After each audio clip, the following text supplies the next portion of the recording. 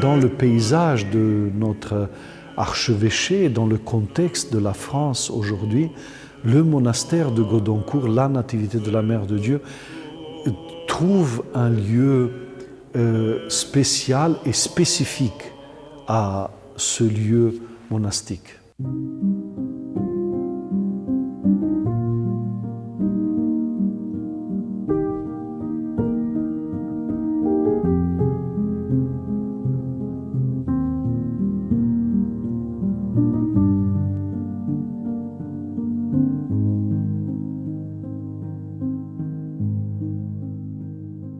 Le monastère du Godoncourt, ayant la fête principale, la Nativité de la Mère de Dieu, a été fondé par des sœurs, bien sûr catholiques, en 1843. La sœur qui a fondé le monastère s'appelle Sœur Joseph. Le monastère a été habité de 1843 jusqu'à 1987. Quand les dernières trois sœurs très âgées, elles ont été prises par l'évêché catholique dans un hôpital de Monial pour être soignées. Et le monastère est resté vide jusqu'à environ 2002, je pense, quand elle a été achetée par le patriarcat serbe. Après quelques années, une dizaine d'années de travail des sœurs qui étaient sous le patriarcat serbe, le monastère a été vendu au patriarcat roumain. Monseigneur Joseph a désiré faire ici, bien sûr, une continuation du travail des sœurs d'avant, un monastère des sœurs. Et auprès du monastère des sœurs, il a fondé un centre pour les jeunes, pour les adultes, pour les enfants, de formation spirituelle et culturelle.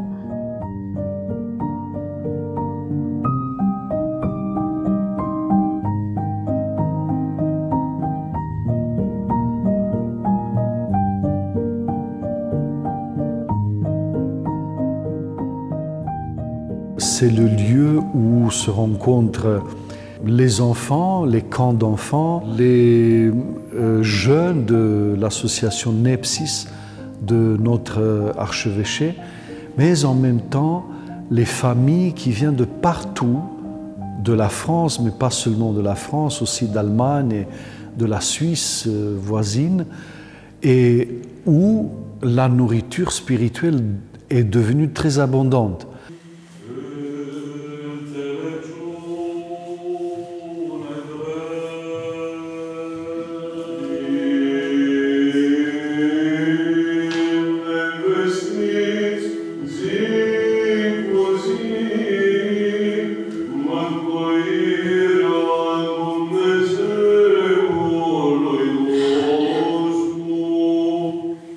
Le monastère est organisé comme un monastère plutôt missionnaire. C'est ça la direction que notre archevêque, le métropolite Joseph, nous a donnée. Depuis la fondation du monastère en 2015, quand il a acheté ce complexe de bâtiments-là. Les activités, comme je dis, sont complexes. D'un côté, il s'agit d'une activité habituelle du monastère des sœurs, des femmes, un monastère qui a un rythme avec les 7 lots des divines liturgies plusieurs fois par semaine. Et de notre côté, il s'agit des activités qui sont faites par l'intermédiaire de l'association culturelle qui gère le monastère. Ça veut dire qu'on organise aussi des stages d'iconographie. Plusieurs vernissages sont organisés ici, même des tableaux ou des icônes. Aussi, dans les grandes fêtes, il y a un point de rencontre pour tous les Roumains qui sont dans les alentours. Nous avons organisé, par exemple, l'année précédente, 8 concerts qui ont eu lieu ici ou ailleurs. C'est vraiment une collaboration qu'on a entre l'association culturelle byzantine et le monastère Godoncourt avec Mère Dorothée. On envoie de temps en temps des collaborateurs, des membres du corps byzantin qui enseignent le chant byzantin pour les chrétiens qui viennent ici au monastère de temps en temps de prier et de rester ici quelques jours.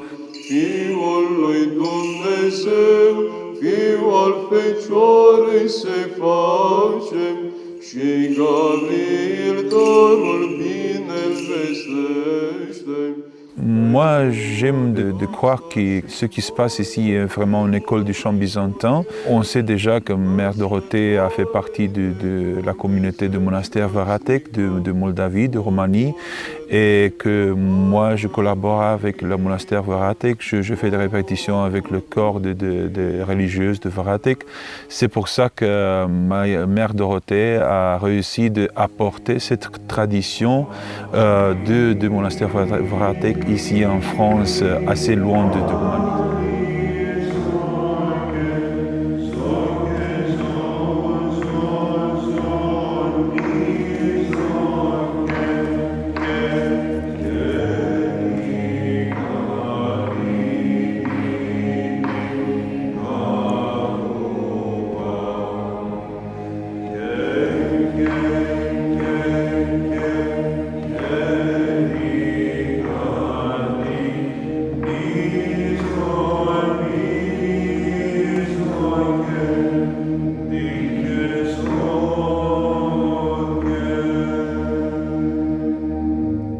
Notre prêtre, il est français et ça, c'est un avantage parce que Père Joseph de Manet, il est un homme qui attire autour de lui des personnes qui sont intéressées de la spiritualité des Français.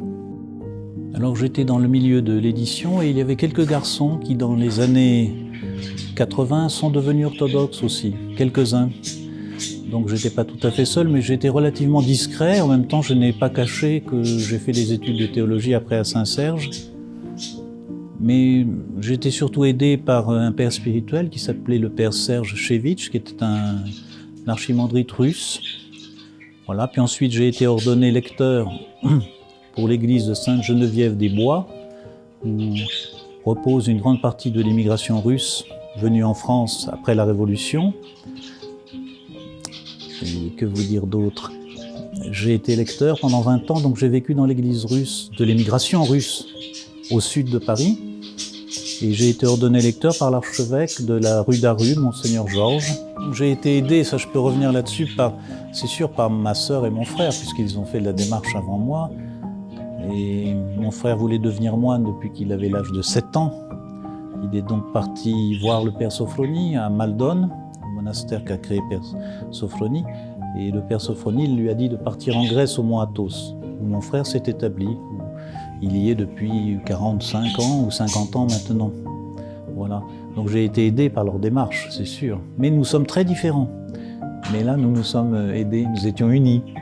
Mais nous sommes très différents. Et mon frère est un ascète et je ne suis pas un ascète. Alors lorsque j'avais 45 ans, je me suis trouvé à Vatopédie, dans la compagnie de Joseph, qu'on appelle de Vatopédie, qui sera canonisé, je crois, sous peu, dans la compagnie de l'Igoumène, le père Ephrem, et dans la compagnie de mon frère, donc, qui était hiéromoine. Et ils m'ont appelé au cours d'une nuit d'Agrippnie, d'une nuit sans sommeil, pour traduire, et ils m'ont dit de devenir prêtre. Voilà, j'avais 45 ans. Et je suis donc revenu de la Sainte-Montagne et j'ai appris qu'à 10 km de ma maison de la campagne, un évêque serbe, Monseigneur Luca, m'était créé un monastère de femmes venues du Portugal, des femmes d'Amérique latine plutôt. Donc il avait besoin d'un prêtre et j'avais la bénédiction pour devenir prêtre. C'est comme cela que j'ai été ordonné dans l'église serbe pour ce monastère, où finalement je suis resté, n'est-ce pas, puisque le monastère est toujours resté orthodoxe, mais de serbe il est devenu roumain, donc nous sommes dans la tradition, je pense, roumaine, mais nous sommes partisans de la pan-orthodoxie. C'est la situation de la France. Nous avons le devoir de recevoir les orthodoxes de toutes les nationalités, de tous les pays, autant qu'on peut, tout en restant fidèles à la tradition liturgique roumaine, la manière de faire. Il faut une tradition, il n'y a pas de tradition française, donc nous devons obligatoirement nous couler dans une tradition, pour moi, grecque, russe, roumaine, serbe, bulgare, mais il se trouve que Dieu, là, m'a placé dans un monastère roumain. Les sœurs de ce monastère, et spécialement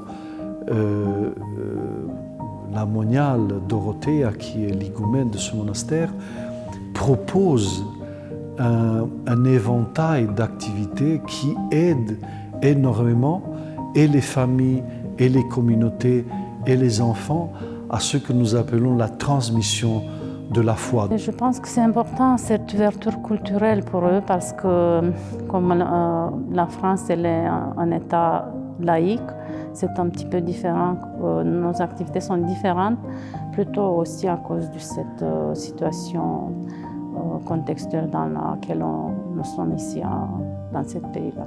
Donc on peut retrouver ici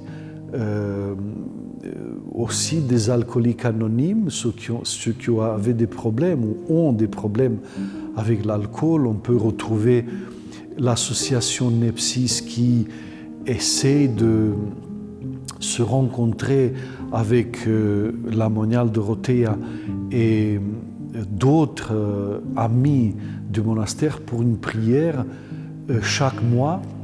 On peut rencontrer les paroisses qui viennent avec les petits et les grands pour passer des retraites dans ce monastère, et on peut rencontrer la moniale Dorothea dans des différentes paroisses, pas seulement parisiennes ou de l'Est de la France, mais partout en France, en essayant d'aider les grands-mères, les mamans et les enfants à collaborer de telle manière que la foi puisse être transmise de l'une à l'autre, de la grand-mère à la mère et de la mère à la fille.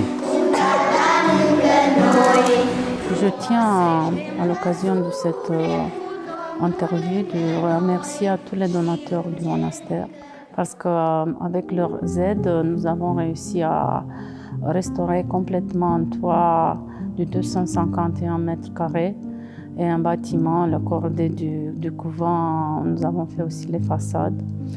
Les travaux de restauration, je peux dire qu'ils avancent bien et qu'on peut travailler un peu aussi sur l'église qui nécessite beaucoup de travaux structurels et pour le reste des ailes de tout le complexe monastique qui est formé de plusieurs bâtiments et proprement dit de l'église.